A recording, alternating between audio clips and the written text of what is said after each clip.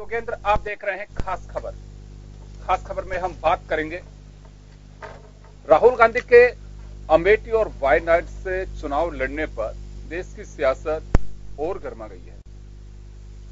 क्यों गर्मा रही है, क्यों लग रहा है ऐसा, ये हम आपको बड़े उससे बताएंगे कि देश में जैसे ही कांग्रेस ने अनाउंस किया कि राहुल गांधी वायनाड से चुनाव लड़ेंगे तो कहां कहा, क्या क्या, किस किसने कहा और कांग्रेस क्या कह रही है, इससे तमाम पहलुओं को हम छूने की कोशिश करेंगे।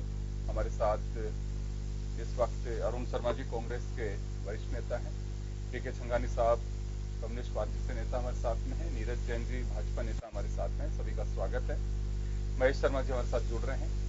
चलिए मैं आपको मजमून दिखाऊंगा, फिर हमारे पैनलिस्ट के साथ हम चर्चा करेंगे। प्रधानमंत्री नरेंद्र मोदी ने कांग्रेस अध्यक्ष राहुल गांधी और कांग्रेस पर हिंदू आतंकवाद को लेकर तीखा हमला किया है। मोदी महाराष्ट्र के वर्धा में सभा को संबोधित कर रहे थे। मोदी ने कहा कि देश के करोड़ों लोगों पर हिंदू आतंकवाद का दाग लगाने का काम कांग्रेस ने ही किया है। मोदी ने राहुल के वायनाड सीट से चुनाव लड़ने पर भी निशाना साधा। ये सीधा तंज राहुल के वायनाड सीट से चुनाव लड़ने को लेकर भी था। पीएम मोदी ने कहा कि महाराष्ट्र के ही कांग्रेस नेता सुशील कुमार शिंदे थे जिन्होंने हिंदू आतंकवाद शब्द दिया था। भाजपा के राष्ट्रीय अध्यक्ष अमित शाह भी साफ कह चुके हैं कि राहुल अमेठी में हार के डर से भाग गए हैं। पूरे विश्व को परिवार मानने वाले हिंदू समाज को आतंकी कह दिया, आतंकवाद हिंदू के साथ जोड़ दिया। इसके कारण अब उनकी हिम्मत नहीं पड़ रही है कि जहां पर मेजोरिटी के लोग रहते हैं वहां चुनाव लड़ने की हिम्मत नहीं है। ये आतंकवादी हिंदू की सजा उनको मिल चुकी है और इसलिए भाग करके जहां मेजोरिटी माइनॉरिटी में है वहां शरण लेने के लिए मजबूर हो गए। इधर राहुल गांधी ने भी पीएम मोदी पर निशाना साधते हुए रविवार को कहा था कि वे एक प्रधानमंत्री से ज्यादा प्रचार मंत्री हैं। उन्होंने कहा था कि प्रधानमंत्री का व्यवहार घबराहट का संकेत देता है और वे आत्ममुग्धता के शिकार हैं। Just ad hoc decisions that the man takes. He just gets up one morning and decides, I'm going to get rid of 500 and 1,000 rupee note. Now there's no thinking behind it. It's pure mediocrity. He doesn't have much understanding of what economics is. He doesn't go into the details. I think instead of calling it the Prime Minister's office, it should be called the Publicity Minister's office. Rahul Gandhi इस लोकसभा चुनाव में अमेठी और Wayanad seat से चुनाव लड़ेंगे। उनके वायनाड का फैसला करते ही इस पर राजनीति तेज हो चुकी है।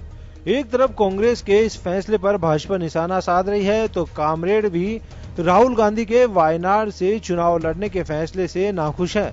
लेकिन यह बात तो साफ है कि अमेठी के बाद दूसरी सीट का निर्णय कहीं न कहीं कांग्रेस की असुरक्षा की ओर भी इशारा करता है।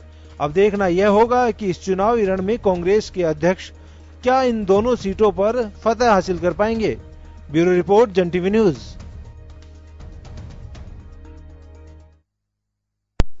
तो चले, आपने मजमून देखा और मजमून के साथ ही हम चर्चा करेंगे।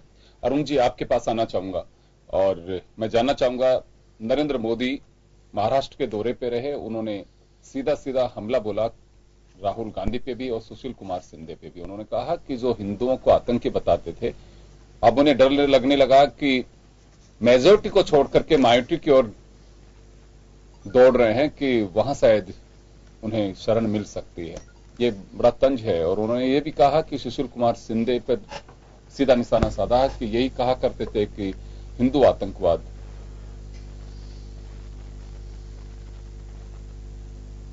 जी अरुण जी। जी योगेंद्र जी, मैं ये तो नहीं कहूंगा कि मुझे खुशी है, क्योंकि खुशी का तो ये अवसर नहीं है, लेकिन इसकी अपेक्षा थी। ये वो लक्षण है, ये वो घबराहट का चिन्ह है जिसका इंतजार इस देश की जनता कर रही थी। उनको मालूम है कि ये भारतीय जनता पार्टी का आखिरी हथियार होता है। हर चुनाव में ये हमने ये देखा है, आपने भी ऑब्जर्व किया होगा, जब उनको और तरफ से घबराहटें शुरू होती हैं तो आखिरी हथियार के तौर पे शमशान वर्सेस कब्रिस्तान, हिंदू मुसलमान, इस पे वो उतर आते हैं। मुझे थोड़ा सा आश्चर्य यही है इस बार थोड़ा जल्दी उतर आए हैं। मैं इसकी उम्मीद कर रहा था करीब हफ्ते भर बाद शायद जब बिल्कुल निराश हो जाएंगे तो फाइनली इस पे उतर आएंगे कि हिंदू मुसलमानों का ध्रुवीकरण कैसे किया जाए ताकि इस चुनाव में उनको कुछ हासिल हो सके, क्योंकि हिसाब देने के लिए उनके पास है नहीं, उनके पास 100 स्मार्ट सिटी नहीं है दिखाने के लिए जिसका वादा उन्होंने किया था, उनके पास 2 करोड़ खिलखिलाते हुए युवा चेहरे नहीं है जिनको पिछले 5 सालों में रोजगार मिला था, उनके पास मुस्कुराता हुआ वो किसान नहीं है जिसको उसकी उपज का दोगुना मिलने वाला था।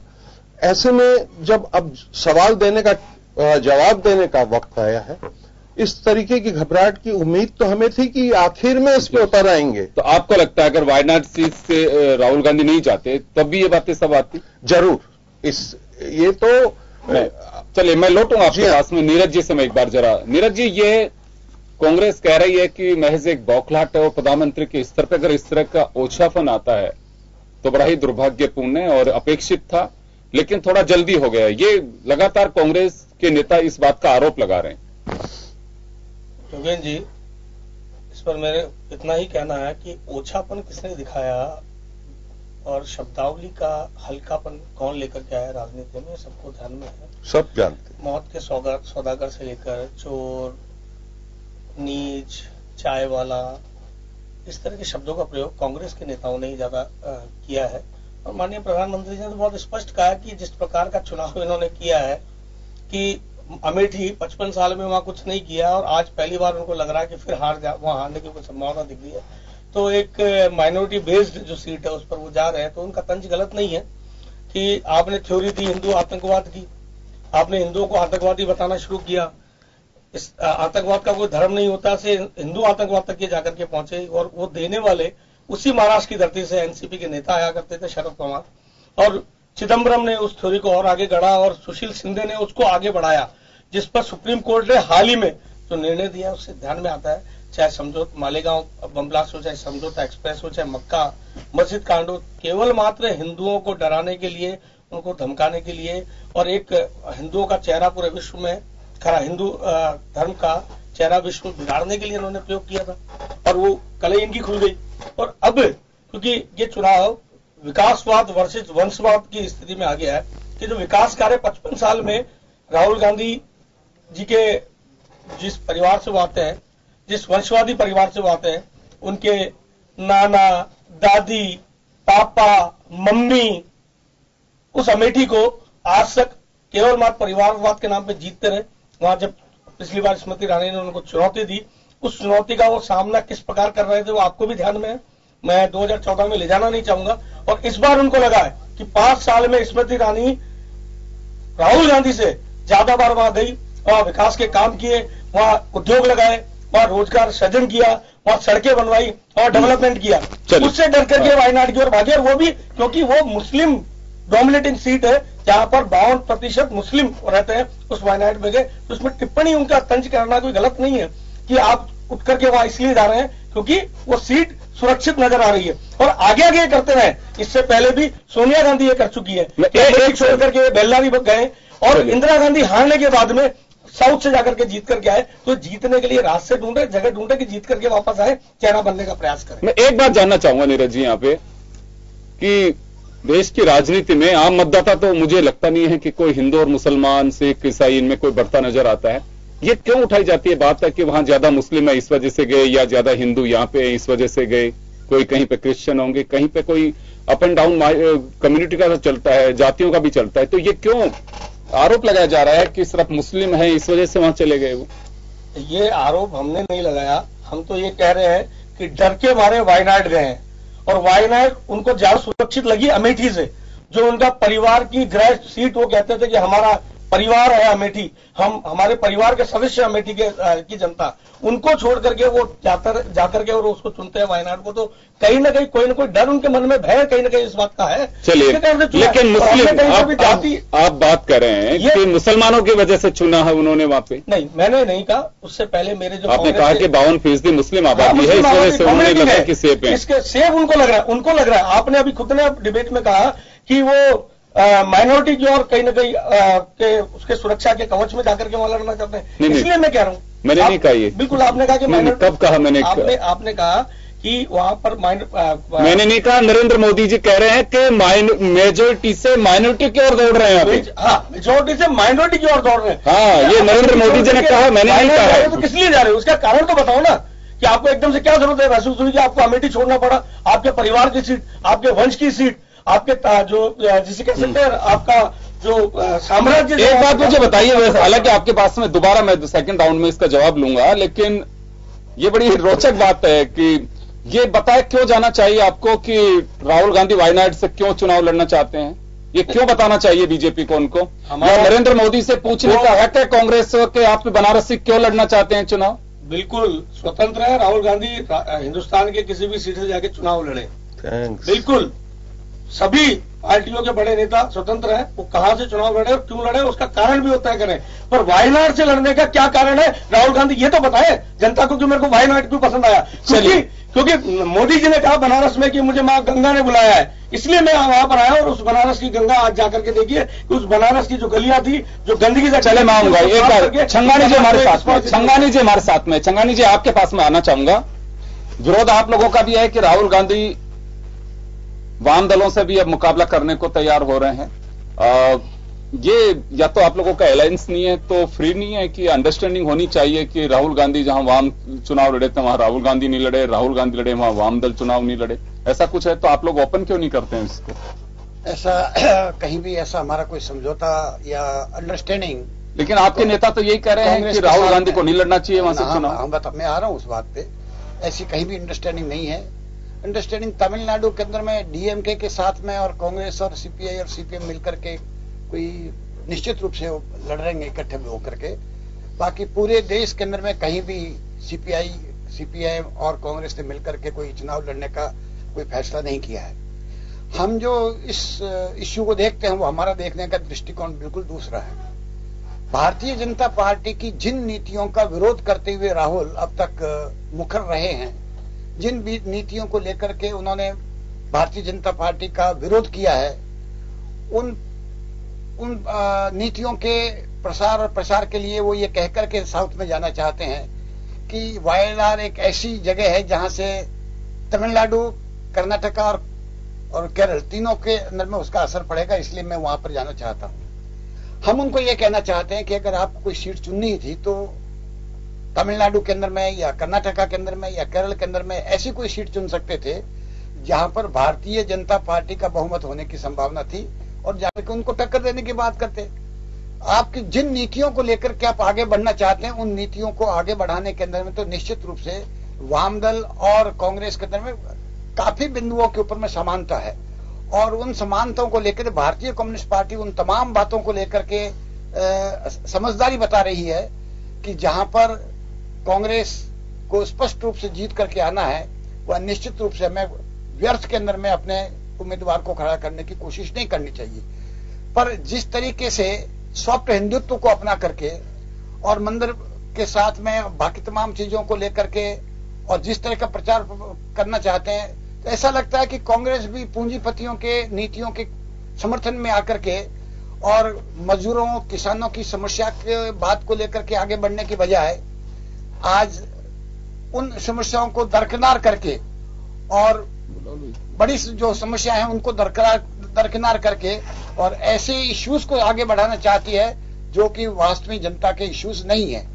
इसलिए हम ये चाहते हैं कि अगर उनको लड़ना ही था तो ऐसी सीट से जाके लड़ना चाहिए था जहां वास्तव में भारतीय जनता पार्टी को जाकर के कोई ठोस रूप से उनको कोई दिया जा सकता था। बाकी वायनाड दो जगह लड़ने का कोई हमारा ऐतराज हमारा कोई नहीं है। नरेंद्र मोदी भी लड़े हैं, इसके पहले भी बहुत सारे लोग लड़े हैं हमारे का। हम एक बात आपको स्पष्ट रूप से बता दें कि वहां पर भारतीय कम्युनिस्ट लेफ्ट फ्रंट जो है बिल्कुल मजबूती के साथ लड़ेगा और उनको अफसोस होगा बाद में जाकर के कि ये गलती की उन्होंने वहां आकर के और वहां पर उनको नहीं लड़ना चाहिए था। ये बाद में कांग्रेस को आकर के इस चीज का एहसास होगा। चलिए, एहसास होगा कांग्रेस को, ये कॉमरेडों का साफ कहना है। खैर, लेकिन एहसास क्या होगा, लेकिन फिलहाल तो राजनीति की उथल पुथल का एहसास जरूर हो रहा है।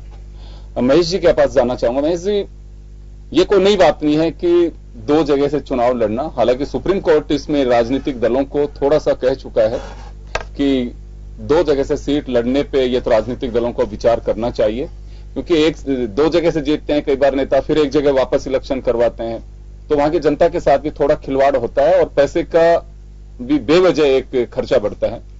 राहुल गांधी का वायनाड और अमेठी दोनों जगह से चुनाव लड़ने से एक देश की सियासत में एक उबाल आ रहा है। किस तरह से देखते हैं? बिल्कुल वो आजाद हैं, कहीं से भी लड़ सकते हैं, और जो तर्क दिए जा रहे हैं उनसे कितना सरोकार रखते हैं आप? देखिए, जहां तक जो अगर जिसको लेकर के जो ये संशय पैदा हुआ है या जिस तरह से एक नया ट्विस्ट किया गया है, वो आज के स्टेटमेंट को लेकर के मोदी जी का ये कहना। मैं इससे विपरीत दूसरी बात कहूंगा कि कांग्रेस के सामने इस समय सबसे बड़ी मतलब जो चुनौती है वो ये है कि उसकी देश भर में सर्वव्यापकता की, जो पिछले 2014 के अंदर उसकी चुनौती मिली थी, उसे वापस से उसको गढ़ने की आवश्यकता है। उस गढ़ने के लिए करें क्या? करने का एक ये तरीका है कि साहब हम उत्तर पश्चिम उत्तर पूर्व पश्चिम चारों दिशाओं में हमारा प्रभाव है, हमारी जड़ें बड़े मजबूत है। एक चीज कि कांग्रेस को अपने अस्तित्व के लिए ये चुनाव लड़ रही है। दूसरा ये है कि दक्षिण में भी हमारा मतलब मजबूती गढ़ है, जितना हम उत्तर में है उतना ही पूर्व में और इधर पश्चिम में। सेकंड नंबर जो है कि राहुल के व्यक्तित्व को उभारने का भी एक चुनौती है। राहुल का जो व्यक्तित्व है, और आज के संदर्भ में जहां प्रियंका गांधी को भी मैदान में उतारने की कोशिश की गई है, तो वहां कहीं न कांग्रेस लॉबी में या जनता में एक सॉफ्ट छवि कांग्रेस के अंदर जो प्रियंका की बन रही है, उसके एक जवाब देने के लिए भी एक ये स्थान देखा गया है। तीसरा जो है, ये जिसकी सिचुएशन है इस जो आपके जो लोकसभा क्षेत्र की, वो 3 राज्यों की के सभी सीमाओं को छूती है। तो तीनों राज्यों की सीमाओं को छूने से एक मैसेज ये भी जाता है कि भाई कि कांग्रेस सबका मतलब हित का ध्यान रखेगी और ये सब कुछ है। अगर ये तो है इनकी सकारात्मक चीजें हैं। दूसरी अगर नकारात्मक स्थितियों से सोचे तो एक ये आता है कि वो माइनॉरिटी वाला मामला, माइनॉरिटी के वोट तो निश्चित है ही कांग्रेस को मिलेंगे ही, इसमें कोई दो राय नहीं। और दूसरा आता है कि माइनॉरिटी सीट से जब हम कोई ये देख रहे हैं कि हम सॉफ्ट हिंदुत्व भी अपना रहे हैं, तो फिर ऐसी सूरत में क्या दूसरों को इससे मतलब दूसरा जो है माइनॉरिटी ग्रुप क्या वो चिढ़ेगा नहीं। एक ही है। दूसरा कि अगर आप पहले महागठबंधन की बात कर रहे थे, विपक्ष के मोदी के खिलाफ अगर ये वातावरण बना रहे थे देश में कि बीजेपी अगेंस्ट अदर मतलब अन्य जो दल हैं, तो अगर उन चीजों को लेकर के और आप ये कर रहे हैं, तो कहीं ना कहीं आपके जो विपक्ष का एक उम्मीदवार जो एक गढ़ है या मतलब स्थान है वहां मतलब जिस राज्य में, तो आप उनको मतलब समझौता करके या पहले उनको कॉन्फिडेंस में लेकर के भी बात कर सकते थे। वो नहीं हुआ होगा, क्योंकि सवाल ये है कि कहीं गठबंधन ही नहीं हुआ।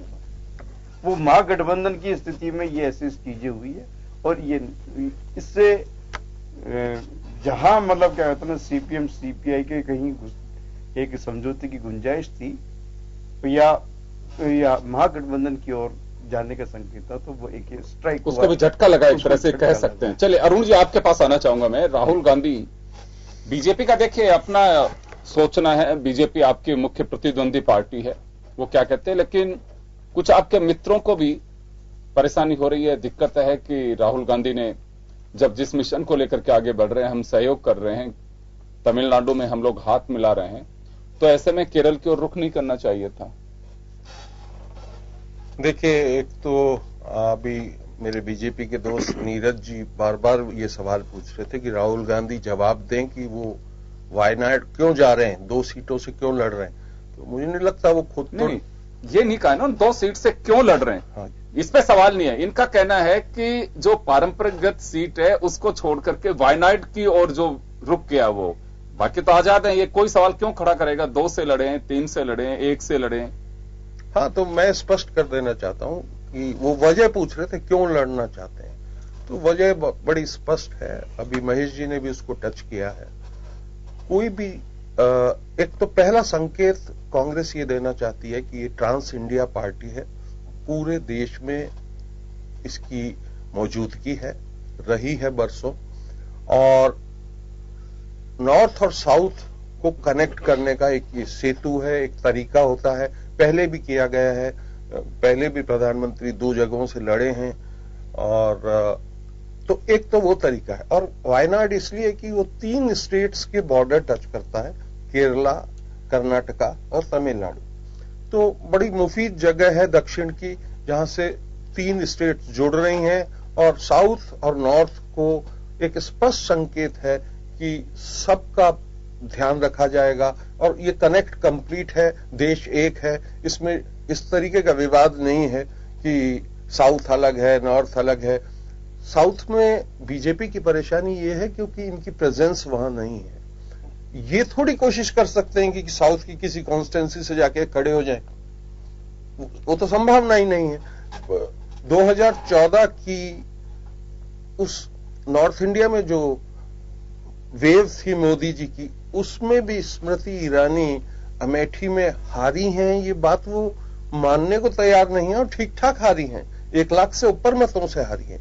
अब जब कोई वेव नहीं है, ये हिंदी काऊ बेल्ट जिसको अपन कहते हैं, अभी इसमें 3 राज्यों ने अपना फैसला डिलीवर किया है, ये भूल जाते हैं। कोई वेव नहीं है, स्मृति ईरानी के अमेठी में कोई भी चांस नहीं हो, बहुत भारी बहुमत से हारेंगी। और वायनाड, मैंने बताया ना, एक सैद्धांतिक सांकेतिक लड़ाई है, ये बताने के लिए कि हम पूरे, ये तो चलिए बीजेपी का जवाब हुआ, लेकिन आपके मित्र हैं कम्युनिस्ट, आप लोग एक ही उसको लेकर के चल रहे हैं मिशन कि नरेंद्र मोदी पे सांप्रदायिकता के आरोप लगा करके उन्हें सत्ता से बाहर करना चाहते हैं, लेकिन वो भी असहज है। देखिए, ये तो स्पष्ट है कि हम सभी जो लाइक माइंडेड आदमी हैं, पार्टीज हैं, जिनका संविधान में विश्वास है, जिनका प्रजातंत्र में विश्वास है, जिनका इस देश में बड़े जतन से बनाई गई संवैधानिक संस्थाओं में विश्वास है, वो सब एक बात पे सहमत हैं कि अगर इस देश का प्रजातंत्र बचाना है तो ये जो फासिस्ट, तो वही बात कह रहे हैं ये कि राहुल गांधी को केरल नहीं आना चाहिए। मैं आगे आ रहा हूं। उस प्रोसेस में एक व्यापक अंडरस्टैंडिंग की जरूरत होती है, वो कई बार राह चलते चलते आ जाती है। आप ये मत सोचिए कि ये वायनाड में राहुल जी खड़े हो गए तो अब कम्युनिस्ट कांग्रेस के बिल्कुल खिलाफ हो जाएंगे, उसकी संभावना नगण्य है। लेकिन कई चीजें हम चलते चलते सीखते हैं ऐसे महागठबंधन में। वक्त पड़ने पे हम सब साथ नजर आएंगे। मुझे ऐसा कोई विरोधाभास इसमें नहीं दिखाई देता। कांग्रेस के लिए बहुत जरूरी था कि साउथ में एक जगह वो अपनी प्रेजेंस दिखाएं सांकेतिक तौर पे, इसलिए उस विधानसभा, उस लोकसभा का चुनाव किया गया। नीरज जी, यहां हर राजनीतिक दल का अपना एक रणनीतिक दृष्टि होती है कि हमें किस तरह से कहां का कितना यूज कर सकते हैं। नरेंद्र मोदी 2014 में उत्तर प्रदेश से चुनाव लड़े, गठबंधन के साथ में 73 सीट पे कब्जा जमाया। एक राम मंदिर के उस हवा में भी बीजेपी को इतनी सीट नहीं मिली थी जितनी 2014 में मिली। साउथ में कांग्रेस कभी बहुत पावरफुल आ करती थी, लेकिन धीरे धीरे रीजनल पार्टीज का जब वहां पे उदय होना शुरू हुआ तो कांग्रेस की सीटें कम होनी चली गई। रीजनल पार्टीज, उन्हीं में से उनके नेता कम होना, साउथ में अपना उनका एक अलग वजूद है रीजनल पार्टीज का। कांग्रेस को लगता है कि अपने नेता को वहां से चुनाव लड़ा करके वापसी कर सकते हैं। हर पार्टी का अपना एक दृष्टिकोण होता है, अपनी एक रणनीति है। तो इसमें बीजेपी से सांप्रदायिक रंग क्यों दे रही है? यह आरोप लगातार कांग्रेस की तरफ से लगाया जा रहा है कि राहुल गांधी जी वायनाड चुने, चाहे अमेठी चुने या कोई दूसरी सीट चुने, लेकिन बीजेपी को महज बस एक इसे पोलराइज करने के लिए कोई वक्त चाहिए जिसका बस इंतजार रहता है। योगेंद्र जी, मित्र अरुण जी ने कहा कि काऊ बेल्ट ने अभी आईना दिखाया है, हमारे पहले तो इनको बहुत अच्छे से क्लियर कर दूं, आधे % का डिफरेंस हमारा मध्य प्रदेश और राजस्थान में रहा, और बिल्कुल बराबर जो कह रहे थे हम 150 सीट जीतने। नीरज जी, मैं आपका जवाब लूंगा, मैं ब्रेक के लिए रुक रहा हूं, बस यहाँ एक छोटे से ब्रेक के लिए रुकेंगे, ब्रेक के बाद वापस लौटेंगे।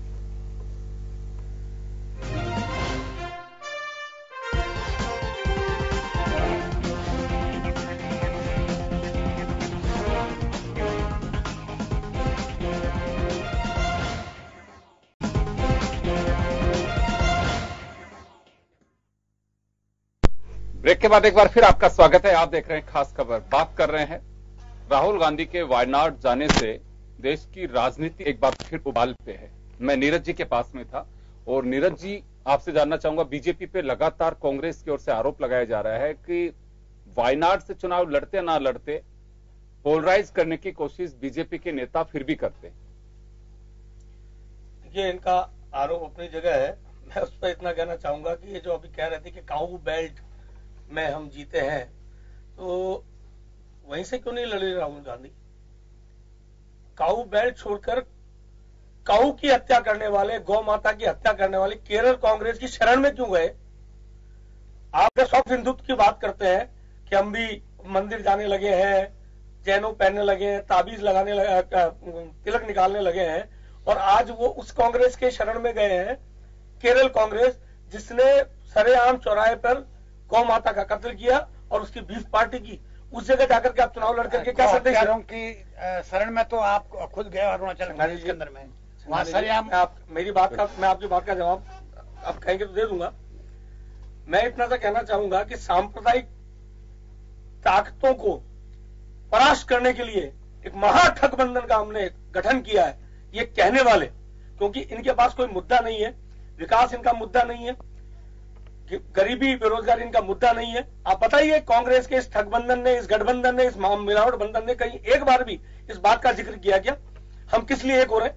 ये एक हो रहे हैं कि एक हो जाओ, हम कुछ जेल में है, कुछ बेल पे है, ऐसा नहीं हो कि मोदी फिर आए और हमारा अस्तित्व खत्म हो जाए। और जिनको बार बार आप मित्र दल बता रहे हैं, उनकी स्थिति मैं आपके सामने रखना चाहूंगा। जिस बंगाल के अंदर ये चुनाव लड़ रहे हैं, वह ममता के साथ में ये अपनी पिंगे बढ़ा रहे हैं कांग्रेस, और वही कम्युनिस्ट पार्टी ममता और कांग्रेस का विरोध कर रही है। बिहार के अंदर ये लालू के साथ में गठबंधन कर रहे हैं, और वही कम्युनिस्ट पार्टी वहां लालू और कांग्रेस के कैंडिडेट के खिलाफ कैंडिडेट लड़ा रही है। यही हालत इनकी झारखंड में है, यही हालत इनकी त्रिपुरा में है। तो ये मित्र दल तो है ही नहीं, ये तो केवल मात्र अवसरवादी दल है, जिनको जहां मौका मिल रहा है वहां भैया तू तेरी चला ले, मैं मेरी चला लू। इसी गठबंधन के, इसी रणनीति के तहत उन्होंने गठबंधन किया। उत्तर प्रदेश में भी यही इनके साथ हुआ। समाजवादी पार्टी, मायावती मिलकर के और कांग्रेस ने 2 सीटों पर छोड़ करके मिलकर के चुनाव लड़ रहे हैं, लेकिन कांग्रेस को लगा कि हमारा अस्तित्व खतरे में आ जाएगा, तो 10-12 जगह 15 जगह और चुनाव लड़ने की तैयारी कर ली। तो इनका गठबंधन ये नहीं है। आप सांप्रदायिक ताकतों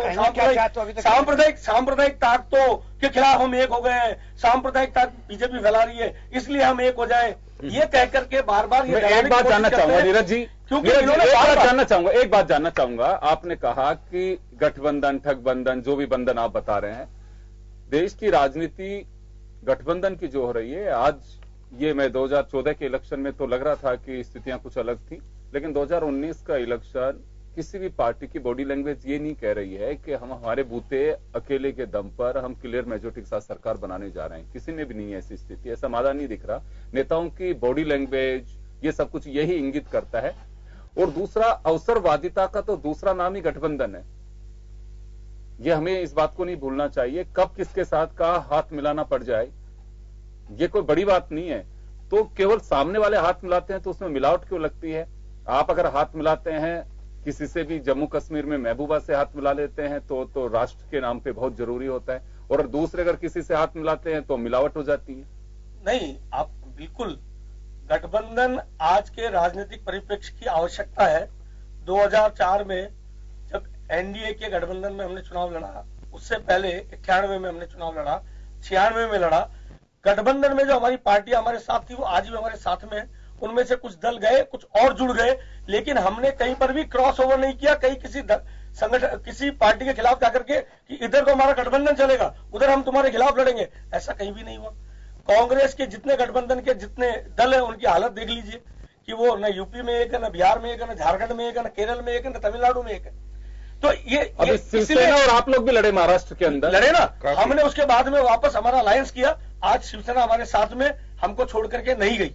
लोकसभा चुनाव हमारे साथ में लड़ रही है और उस गठबंधन का पालन, धर्म का पालन हमने अकाली दल के साथ भी किया। आंध्र प्रदेश में चले गए ना भाई? चंद्रबाबू चले गए ना, हम मना नहीं कर रहे। चंद्रबाबू कांग्रेस के साथ चले गए, कोई दिक्कत नहीं, हम नहीं गए ना, वो छोड़ के गए। पता नहीं कितने आज स्थिति बहुत क्लियर है। एक और वंशवादी राजनीति करने वाले सारे एक दल एक साथ हो गए, घटक दल, आप उठा करके देख लीजिए।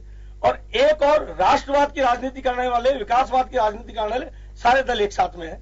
तो राष्ट्रवाद, विकासवाद की राजनीति करना और वंशवाद की राजनीति करना, देखिए आप लालू को देख लीजिए, समाजवादी पार्टी में अखिलेश को देख लीजिए, मुलायम को देख लीजिए, ममता बनर्जी को देख लीजिए, चंद्रबाबू नायडू को देख लीजिए, चंद्रशेखर राव को देख लीजिए, डीएमके को देख लीजिए। इनका गठबंधन किन लोगों से, जो कहीं ना कहीं वंशवाद की राजनीति कर रहे हैं। चाहे जेडीएस को देख लीजिए। तो वंशवाद और अपराध जो उनके किए हुए घोटाले हैं, उन घोटालों पर कहीं ना कहीं पर्दा डालने की स्थिति बने, इसलिए एक साथ मिलकर के ये लड़ने के लिए निकले। आप देख लीजिए लालू जेल में। नीरज जी, एक बात मुझे बताइए कि वंशवाद कहाँ नहीं है? बीजेपी में नहीं है? नहीं है। नहीं, कौन सा वंशवाद? हमारे यहाँ नहीं है। एक नीचे के स्तर पर आप उसको लेकर के आइए। कोई एक दल आपके जो घटक दल का है, उसका शीर्ष नेतृत्व वंशवाद की छाया के साथ में परिलक्षित होता है कि नहीं होता है? उसी के आप वसुंधरा जी से क्या तुलना कर रहे हैं? मैं बात कर रहा हूं आपके घटक दल के नेतृत्व की, जहां पर राष्ट्रीय अध्यक्ष और उनका पार्टी का नेता दोनों एक ही परिवार के होंगे। हमारे यहाँ नहीं है। आपके गृह मंत्री का बेटा, गृह मंत्री का बेटा हो, चाहे वसुंधरा जी का बेटा हो, राष्ट्रीय राजनीति में आने के लिए या लोकसभा या विधानसभा का चुनाव लड़ने के लिए उससे पहले संगठन का काम करते हुए आगे बढ़े हैं, तब जाकर के आए हैं। आप पता करिए पंकज सिंह ने कितने वर्ष भारतीय जनता पार्टी के संगठन में काम किया, दूसरे में काम किया नहीं किया। राहुल गांधी सीधे आ गए, राहुल गांधी सीधे आए, राष्ट्रीय महासचिव सीधा आपने आकर के पहले दिन ही लॉन्च पैड पे आप आए। इनके राजीव गांधी आप देख लीजिए, पायलट थे, चलाते हुए सीधे इधर इंदिरा गांधी जी की हत्या हुई, दुखद घटना थी, लेकिन सीधा प्रधानमंत्री ला करके बना दिया। उनका क्या अनुभव था? इंदिरा जी राजनीति कर रही थी, लेकिन नेहरू जी ने, क्योंकि बहुत कांग्रेस के प्रेसिडेंट थी भाई वो। मैं आपको यही कह रहा हूं कि वंशवाद की राजनीति नेहरू जी नहीं, मोतीलाल नेहरू से शुरू होती है। 1920 में मोतीलाल नेहरू राष्ट्रीय अध्यक्ष बने कांग्रेस के, तब से लेकर ये 100 साल के इतिहास उठाकर देख लीजिए। गांधी परिवार के अध्यक्ष या तो गांधी परिवार का होगा या उनका बनाया हुआ शेडो जो उनकी छाया में पड़ने वाला वो होगा। चलिए, प्रधानमंत्री या तो वो होंगे या उनका कोई ना कोई। ये तो जवाब देंगे। गांधी परिवार के अलावा बहुत से लोग कांग्रेस के अध्यक्ष रहे हैं। कम्युनिस्ट पार्टी को बोलने का हक ही नहीं है। आप किस संवैधानिक संगठन के नाते बोलने के चाह रहे हैं यहाँ पर? हम बताएंगे आपका आज पराभव की ओर है। केरल एक अंतिम आपके लिए डूबती नाव बची है। देखो आप टिके हुए हो। चुनाव आपके सामने आएंगे। आप तो 1962 में ये बात कर रहे हैं ना कांग्रेस कि हमारे संवैधानिक जो हमारे साथ में चलने वाले उनको हम लेकर के चल रहे हैं। 1962 में कांग्रेस एक पक्का माना जाना चाहिए। सुनिए 1962 में चीन के साथ चले, मैं आऊंगा आपके पास में, जवाब वापस लूंगा जवाब। तो चलिए, यह तो तय माना जाना चाहिए कि जो बीजेपी के अलायंस में है वो राष्ट्रवादी ताकतें हैं जी, और बाकी नहीं है। मैं बीच में रोकूंगा, छंगानी साहब आपके पास आते, लेकिन मैं महेश जी के पास जाना चाहूंगा। महेश जी, एक बात जरूर, ये एक बड़ी डिबेट का हिस्सा है ये भी, कि बीजेपी नेता लगातार ये बात कर रहे हैं कि जो उनके साथ हैं सिर्फ राष्ट्रवादी ताकतें वो हैं, बाकी नहीं है। देखिए, जहां तक अगर ये बात होती तो फिर कांग्रेस ने मतलब स्वतंत्रता आंदोलन चलाया और भी दलों ने भी उसमें भागीदारी निभाई है, और जबकि ये दावा ये खुद भी करते हैं कि हमारी मतलब क्या कहते हैं, हम भी मतलब स्वतंत्रता आंदोलन में हमने भी भागीदारी निभाई है। तो आज किसी एक दल को ही कहना, ये कह सकते हैं कि उसके बाद में आजाद भारत में इन्होंने कब निभाई साहब? ये इन्होंने कब निभाई बताओ जरा, आजादी की लड़ाई के अंदर में? नहीं, उन्होंने कहा कि बीजेपी भी ये बात कह रही है। ये भी कह उसमें मतलब जो चाहे वो उसके आलोचना के हिसाब से कह रहे होंगे कि इन्होंने मतलब क्या कहता ना, अटल बिहारी वाजपेयी ने क्या किया था, क्या नहीं किया था, वीर सावरकर भी किए थे। कई ऐसे हैं मुकाम जिसको आप किसी को इस रूप में नहीं दे सकते कि किसी का कोई योगदान नहीं होगा। हर स्तर पे हर व्यक्ति ने अपना योगदान दिया है, और इसके अलावा दोनों ने माफी मांगी। यार क्या बात करते हो आप? नहीं, मैं जैसा भी है, कहीं ना कहीं उन्होंने भाग तो लिया था, बाद में अपराध जेल में किसी को पकड़ के अंदर तो नहीं डाल दिया गया होगा, तो कहीं ना कहीं उन्होंने पकड़ा, बाद में हो सकता है किन्हीं कारणों से माफी मांगनी पड़ी हो। नहीं, अभी सवाल ये है कि क्या बीजेपी अलायंस में जो जुड़े हुए हैं वो राष्ट्रवादी और जो नहीं है बाहर है वो राष्ट्रवादी ताकतें नहीं है? हाँ, तो यही कह रहा हूं ना कि उसको ये जो है कोई भी चीज को देखने का एंगल अपना, अब ये नजर बदलिए नजरिया बदल जाएगा। वही है कि हम अपने आप को ये बताने की कोशिश करते हैं कि हम राष्ट्रवादी हैं, लेकिन अगर कोई हमारा विरोध करता तो वो राष्ट्रद्रोही हो सकता। इस तरह की ये जो आरोप आक्षेप ये जो जिस तरह के किए जाते हैं ये ठीक नहीं है, बल्कि ये है कि हर दल की अपने इस देश के विकास में भूमिका रही है, चाहे आजादी से पूर्व रही है और चाहे आजादी के बाद में रही है। चलिए मैं छंगानी साहब के पास में जाना चाहूंगा। छंगानी साहब, आऊंगा नीरज जी आपके पास आऊंगा। छंगानी जी, मैं आपसे जानना चाहूंगा कि एक बड़ी बहस आज नहीं तो कल, क्योंकि हमारे यहाँ पे स्पीच जो है उनमें कुछ चीजें ऐसी परिलक्षित होंगी, जैसे अरुण जी ने कहा कि अपेक्षित है, हमें पहले से ही था कि बीजेपी ये कहेगी। राष्ट्रवाद और गैर राष्ट्रवाद दो बातें बड़ी इस समय चल रही हैं। अलायंस तो है ही अपने अपने, उनका मिनिमम कॉमन प्रोग्राम जो होता है उस पे चर्चा होती थी अक्सर कि हम इस एजेंडे को लेकर के चल रहे हैं। एजेंडा खत्म है, किसी का कोई एजेंडा नहीं है। एजेंडा एक ही है कि 23 तारीख को हमारे पक्ष में रिजल्ट आना चाहिए और कुर्सी पे हम विराजमान हो। ये एजेंडा है सबका। देखिए, राजनीतिक दल होंगे तो उनका निश्चित रूप से चुनाव जीतने का एजेंडा रहेगा, पर जहां तक राष्ट्रवाद की बात करते हैं तो भारतीय जनता पार्टी ने सर्टिफिकेट बांटने चालू कर दिए कि जो बीजेपी के साथ है वो राष्ट्रवादी है, जो नहीं है उनके साथ में वो राष्ट्रवादी नहीं है। ये जो एक प्रक्रिया इन्होंने लोगों के सामने रखने चालू कर दी, बहुत ही निंदनीय है, बहुत खतरनाक है जी। हम ये देखते हैं कि सांप्रदायिक होने का सर्टिफिकेट आप देंगे, सांप्रदायिक होने का सर्टिफिकेट आप देंगे, खतरनाक है या नहीं है ये जनता तय करेगी। आप तय नहीं करोगे, तय किया है, करेगी, आगे भी तय किया है। चलिए अपने नंबर पे बोलिए, चलिए हाँ, आप बोलिए। जनता ने तय कर दिया, कम्युनिस्ट पार्टी आज। नीरज जी, मैं आऊंगा अंतिम दिन, आऊंगा आपके पास में। राष्ट्र को आगे बढ़ाने का राष्ट्रवाद का मतलब ये तो नहीं है कि सुबह से लेकर शाम तक तिरंगे के गुणगान करते रहो। राष्ट्र को आगे बढ़ाना, राष्ट्र है क्या?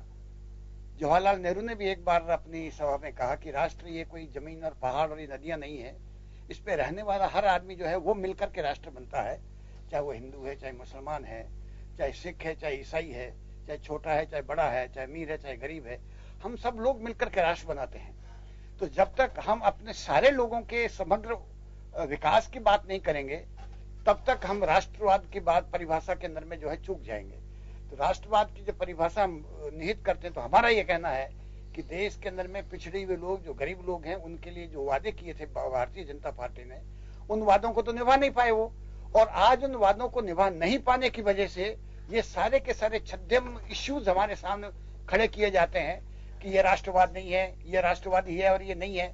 तो ये इश्यूज जो पैदा करके कभी धर्म के नाम से, कभी गाय के नाम से, कभी लव जिहाद के नाम से, इस तरह के छिछले इश्यूज निकाल करके एम्प्लॉयमेंट का जो प्रश्न है, देश के अंदर में एकता का जो प्रश्न है, और बेसिकली जो प्रश्न है इस देश के अंदर में गरीबी को पैदा कर हटाने के लिए सबसे पहले जब तक औद्योगिक विकास के अंदर में केंद्र सरकार की ओर से एम्प्लॉयमेंट के लिए नए सार्वजनिक क्षेत्र के अंदर में पूंजी निवेश नहीं होगा, तब तक अनएम्प्लॉयमेंट खत्म नहीं हो सकता। चलिए, लेकिन आप ये बताइए कि वायनाड से आप लोग स्टैंड रखेंगे कि जैसे अरुण शर्मा जी को भरोसा है कि हमारे मित्र हैं, समय की परिस्थितियों को समझ के हमारे साथ आएंगे? सीपीएम के कारात ने बिल्कुल स्पष्ट कहा है, जो हमारे लेफ्ट फ्रंट के वहां पे लीडर हैं, कि हम निश्चित रूप से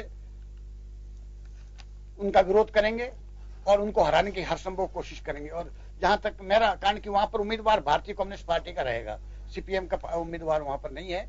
और भारतीय कम्युनिस्ट पार्टी ने संकल्प ले रखा है कि हम वहां पर वायनाड से चाहे कोई भी आदमी हो जाए, हम जीत करके वहां पर आएंगे। हमारे वहां पे बहुत मजबूत इकाइयां हैं, हमारे बहुत मजबूत संगठन वहां पर हैं, हमारे हर जिले के अंदर में, हर संगठन के अंदर में, हर गांव के अंदर में हमारी पार्टी की शाखाएं हैं।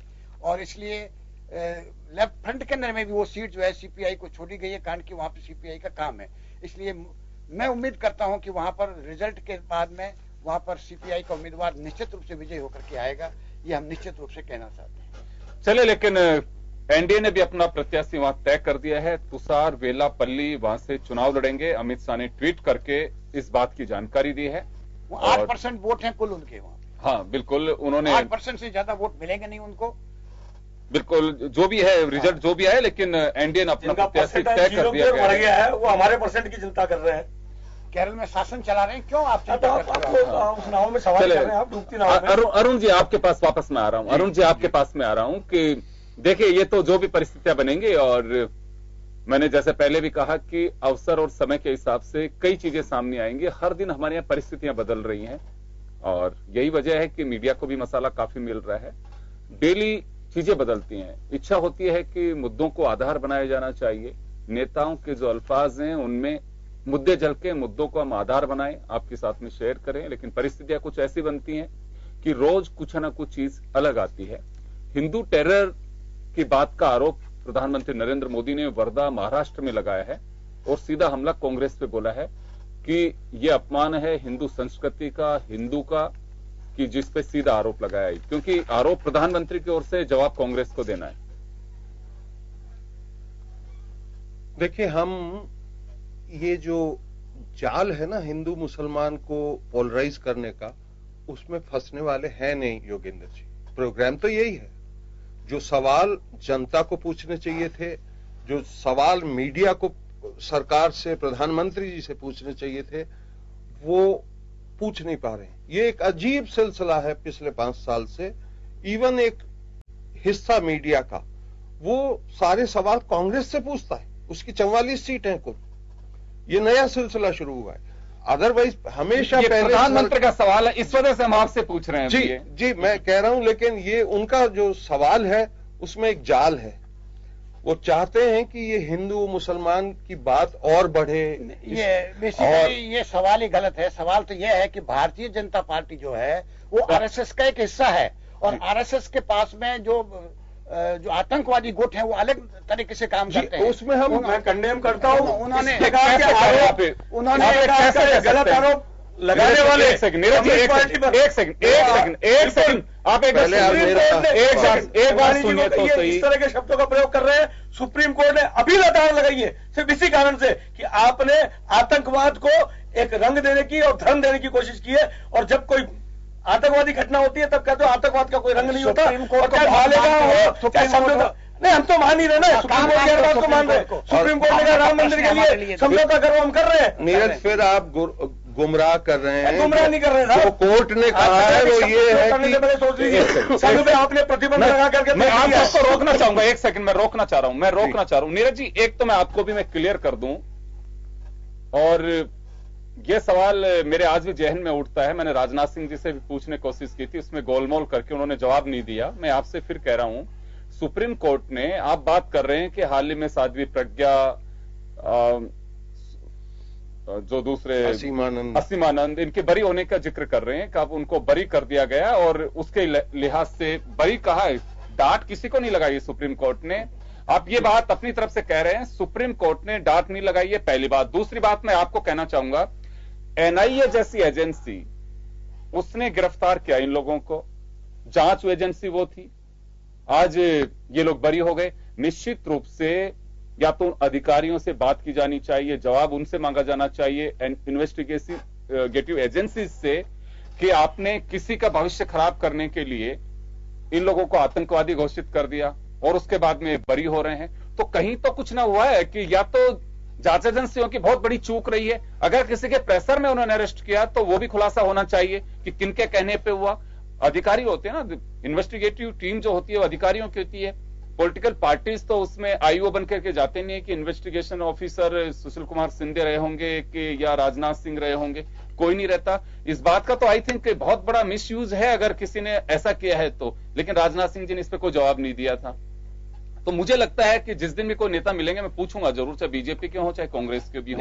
एनआईए जैसी एजेंसी जिसका गठन ही आतंकवाद को रोकने के लिए हो, और अगर उसके अधिकारी किसी को अरेस्ट करते हैं ब्लास्ट के मामले में और वो बरी हो जाते हैं तो बड़ा चिंता का विषय है। या तो वो बिल्कुल दोषी नहीं थे, उनका भविष्य खराब किया, 5 साल तक उन्हें जेल में डाल करके। निश्चित रूप से किसी इंसान के लिए वो 5 साल कितने कीमती होंगे और आपने उसको जेल में डाल दिया।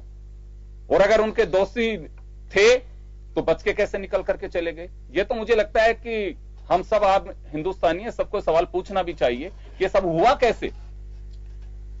पूरी गैंग है जी, दाभोलकर को मार दिया, गौरी लंकेश को मार दिया। देखिए ये सारा ये तो जांच देखिए, ऐसे नहीं कह सकते। इस प्रकार का नैरेटिव लगातार लिखा गया, चिदम्बरम से लेकर शरद पवार, सबसे पहले शरद पवार ने ये हिंदू आतंकवाद नाम का शब्द रचा, से लेकर के चिदम्बरम के बाद शिवराज पाटिल, शिंदे, राहुल गांधी जाकर इस शब्द को बार बार प्रयोग करते रहे, और जिस प्रकार से ये योजना बना करके मैं सिर्फ ऐसा पूछ रहा हूं, किया गया, एनआईए ने सबूत इनके खिलाफ नहीं मिला, एनआईए ने अरेस्ट किया, किस प्रकार की नैरेटिव लिखी गई, जो कुछ लोग यहाँ अब हमारे बीच में नहीं है वो अधिकारी, उन्होंने किस प्रकार की यात्राएं देकर के उनको इस षड्यंत्र को प्रताड़ित करके इस षड्यंत्र को रचा। सर, इसको तो खुलासा होना चाहिए, उनके खिलाफ मुकदमे दर्ज होने चाहिए, शब्द गढ़ने वालों पे होने चाहिए जिन्होंने सर्वे भवन, किसी का भी। मैं तो ये कह रहा हूं, देखिए ये कहता है जी, मैं ये कह रहा हूं कि साजिश जिसने भी रची हो, चाहे पॉलिटिकल पार्टीज के लीडर उसमें शामिल हो, चाहे कोई भी हो, साजिश तो साजिश होती है, और किसी का जीवन खराब करना बहुत बड़ी साजिश है। लगता है कि इसका खुलासा आप लोगों की गवर्नमेंट है, 5 साल में आप नहीं कर पाए, बड़ी चिंता की बात है कि होना चाहिए था इसका खुलासा। सर्वे भवन्तु सुखिनः। आज अगर हम देखें डिबेट के अब मंच पे अगर हम इस बात को लेकर के किसी पे आरोप कर जवाब दे रहा हूं, बहुत गलत बात है, ये बहुत गलत बात। खुलासा करना चाहिए था आप लोगों को, इनको आप लोगों को खुलासा करना चाहिए था। जो मामले इन्वेस्टिगेशन पेंडिंग चल रही है, जो मामले कोर्ट्स में, उनमें कैसे खुलासा करेंगे? आप जवाब दे दीजिए इस बात का। मैं किस प्रकार की नैरेटिव रच करके हिंदू धर्म को और हिंदुत्व को किस प्रकार आतंकवादी चेहरे के रूप में विश्व में प्रस्तुत किया गया। राहुल गांधी जाकर के हिंदू आतंकवाद जैसा शब्द प्रयोग कर करके विदेश में आते हैं, चिदम्बरम इसकी रचना करते हैं और इस षड्यंत्र को रचा जाता है।